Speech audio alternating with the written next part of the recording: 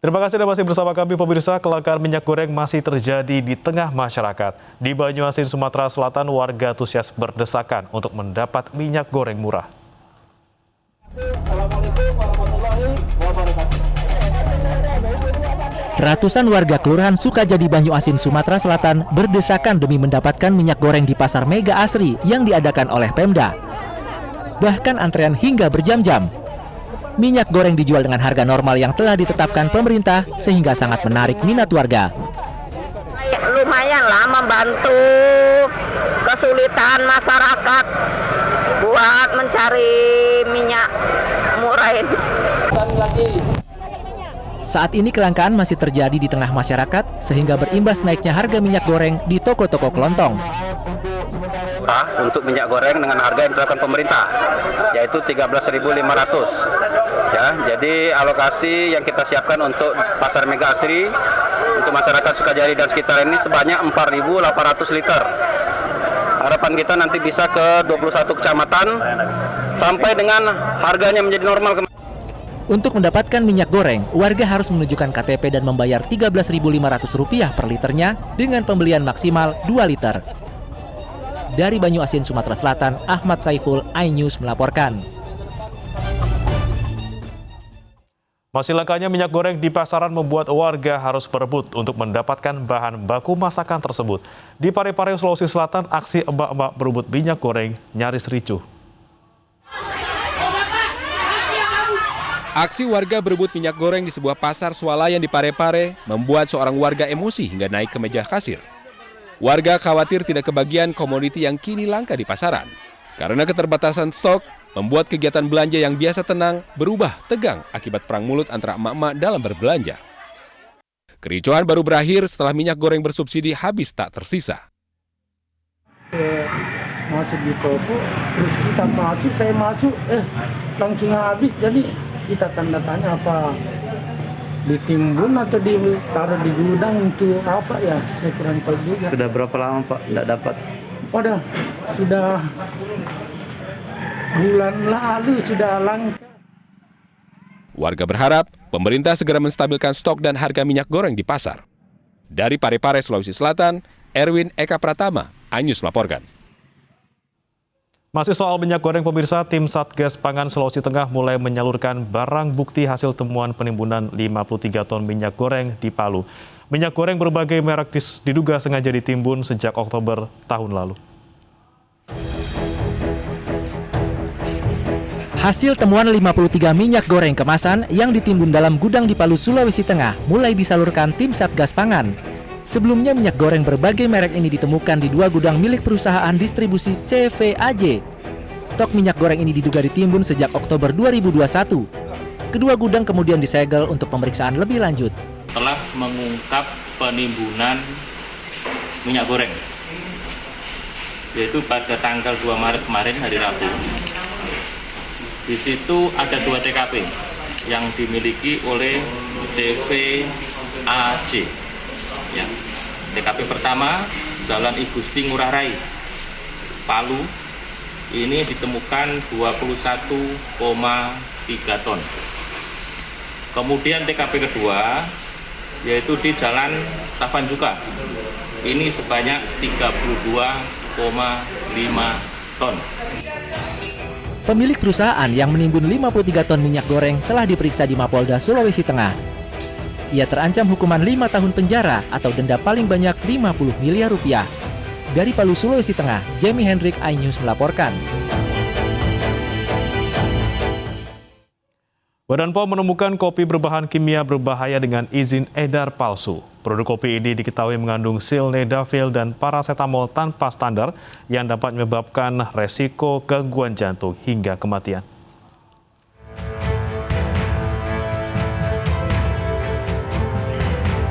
Badan Pengawas Obat dan Makanan melakukan operasi penindakan terhadap jaringan makanan ilegal.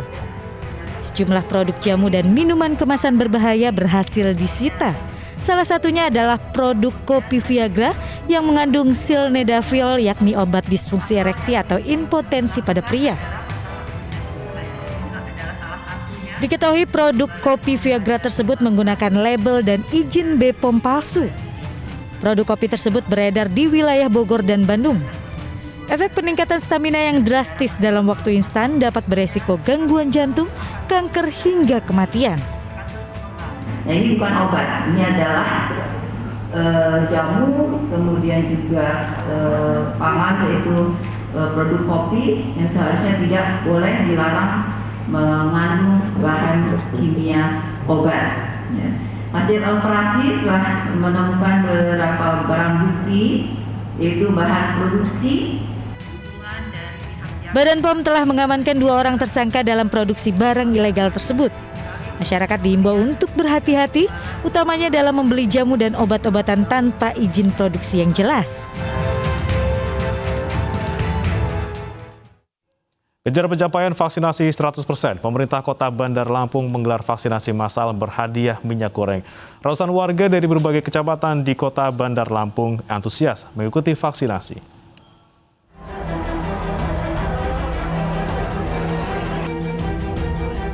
Pemerintah Kota Bandar Lampung menggelar vaksinasi massal di 4 titik di halaman kantor wali kota, halaman Masjid Al-Furqon, halaman kantor Dukcapil, dan halaman kantor Dinas Kominfo Kota Bandar Lampung. Untuk menarik minat warga, Pemkot memberikan hadiah minyak goreng gratis. Sasaran vaksinasi untuk menjaring masyarakat yang belum melakukan vaksinasi dosis pertama, kedua, dan booster. Pemkot menyediakan 10.000 dosis. Kecamatan melalui kapus-kapus. Jadi bukan berarti masyarakat kita songkok dengan minyak ya. Nah kebetulan kan masyarakat juga butuh minyak. Kemudian kita juga alhamdulillah ada rezeki, ya kita beli minyak, kita bagikan kepada masyarakat yang memang belum pernah vaksin. Setidaknya untuk menggerakkan juga. Karena kan kadang-kadang nggak mau nih. Sementara itu, Binda Kalimantan Selatan bersama Dinas Kesehatan setempat menggelar vaksinasi massal bagi warga Desa Sungai Jinggah Besar Barito Kuala. 9.000 dosis vaksin disediakan untuk warga. Kabinda Kalsel Brigjen Polisi Heri Armanto menyatakan, meski vaksinasi massal gencar digelar, warga harus tetap mematuhi protokol kesehatan. Dari Lampung dan Kalimantan Selatan, tim Liputan iNews melaporkan.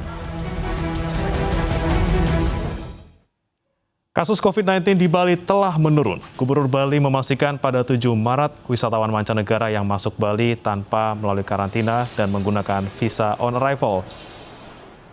Gubernur Bali Wayan Koster memastikan pada 7 Maret 2022 mendatang wisatawan mancanegara yang masuk ke Bali tanpa melalui karantina. Mereka cukup menggunakan visa on arrival untuk berlibur di Bali. Aturan ini diklaim bisa meningkatkan jumlah kunjungan wisatawan mancanegara ke Bali dan menggerakkan lagi roda perekonomian Bali yang mengandalkan pariwisata. Langkah diambil sekaligus sebagai upaya menghentikan mafia karantina dan pengurusan visa secara cepat yang sempat terjadi beberapa waktu lalu. Udah final kok, kapan lagi kemarin final sudah. Artinya mulai tanggal itu sudah? Tanggal 7 ya. Oh, okay. Jadi kita berlaku tanpa karantina dan layanan visa on arrival. Khusus untuk Bali, mulai tanggal 7 Maret. Prediksinya apakah nanti tambah banyak wisatawan yang datang ke sini dengan aturan itu, Pak? Oh, jelas makin banyak. Sekarang penerbangannya yang... Sementara itu, pemirsa, Satgas COVID-19 akan mengawasi uji coba pembebasan karantina di Bali. Satgas kini tengah menyiapkan aturan baru terkait durasi karantina.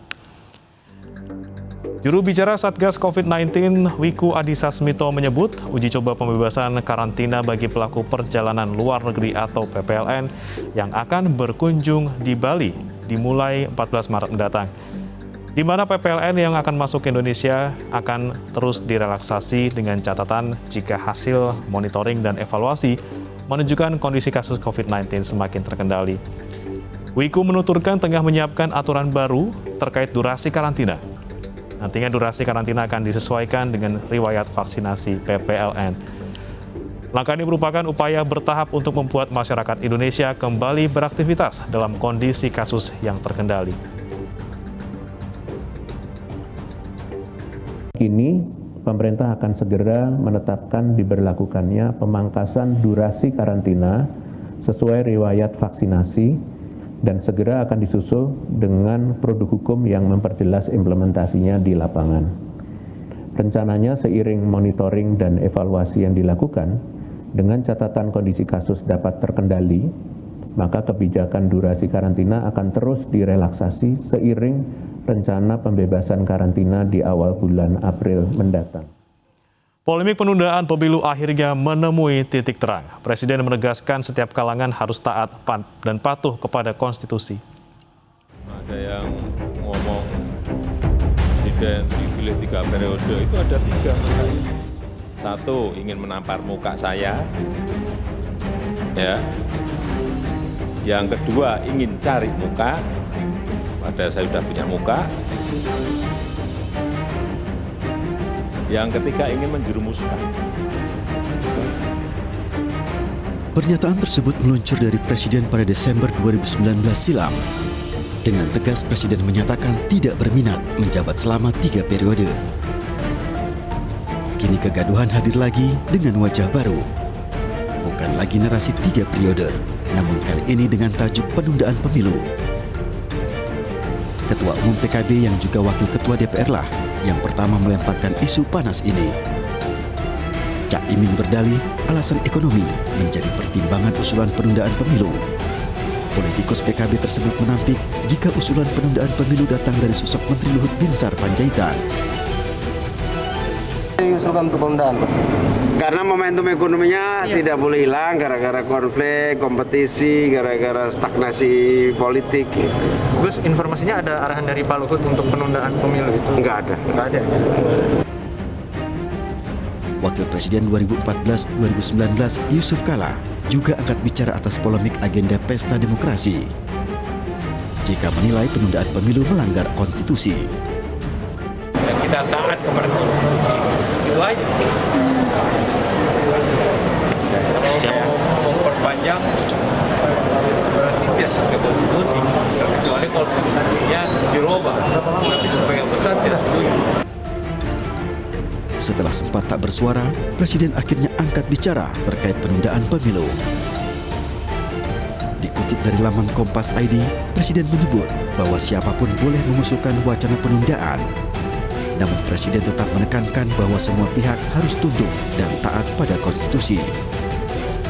Pernyataan Presiden ini sedianya menjadi muara yang mengakhiri pro dan kontra kalender pemilu 2014 mendatang. Patuh dan tunduk sedianya menjadi kunci dalam setiap permasalahan di negeri berlandaskan demokrasi. Pemirsa, kepuasan publik terhadap kinerja Presiden Joko Widodo mengalami peningkatan yang signifikan sesuai dengan hasil survei Indonesia Political Opinion atau IPO. Partai Perindo mengapresiasi pencapaian kinerja Presiden, namun lembaga survei juga harus menilai kinerja para menteri secara terperinci.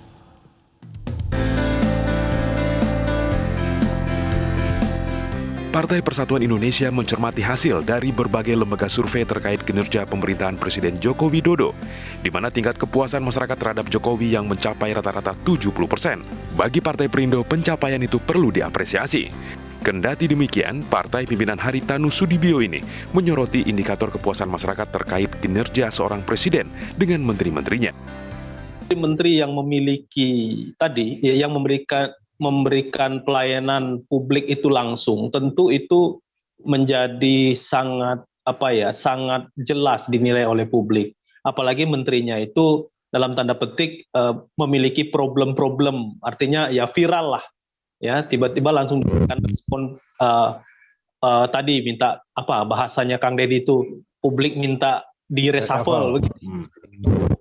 Ya, tapi menteri-menteri yang tidak bersentuhan langsung dengan publik, kenapa tadi tidak keluar? Ya, dengan Pak Presiden yang tidak ada bebannya, paling tidak bisa lebih meningkatkan kinerja ya para menterinya, tidak takut lagi ya. Tapi ya tentu saja gitu kan, dari semua kalangan profesional maupun partai politik benar-benar dicari figur yang paling baik. Hasil survei Indonesia Political Opinion atau IPO memperlihatkan kepuasan publik terhadap kinerja Presiden Joko Widodo di bidang sosial 57%, bidang ekonomi 62%, serta bidang politik dan hukum 43%. Dari Jakarta, Luis Ayu, iNews melaporkan. Polresta Bandung berhasil mengamankan puluhan tersangka curanmor dan 108 unit barang bukti dalam operasi 2022 Untuk mengambil motornya, korban diwajibkan memperlihatkan surat STNK dan BPKB serta surat laporan kehilangan kepada Polsek setempat.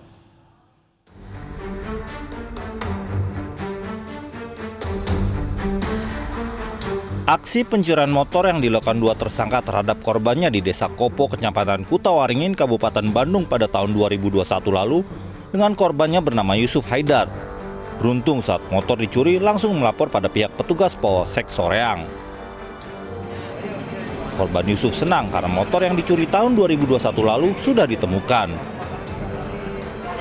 Kebahagiaan juga dirasakan Adlina, warga Kecamatan Dayakolot, karena motor yang hilang dicuri di halaman rumahnya telah diantar ke Polresta Bandung. Dan kebetulan ada gitu, di daftar itu motor saya ada, saya cocokin dengan nomor polisi, nomor rangka dengan nomor mesin itu cocok banget dengan punya saya gitu. Dari situ saya langsung ke Polres Bandung dan alhamdulillah diantar hari ini, hari Sabtu. Pada saat kemarin kita melaksanakan operasi Jaran Lodaya 2022, ada 108 motor yang kami sita dari 94 tersangka. Dari 108 motor itu ada beberapa TKP-nya wilayah Polres lain, sehingga kami kembalikan ke Polres lain. Dan masih ada puluhan motor yang sejak kemarin kami laksanakan press release kemudian diambil langsung oleh korban. Masih ada puluhan motor yang belum diambil. Untuk sementara motor berstatus pinjam pakai. Jika suatu saat harus dihadirkan dalam persidangan, maka pemilik harus bersedia membawanya ke pengadilan. Dari Bandung, Jawa Barat, Safat Indrawan, iNews melaporkan.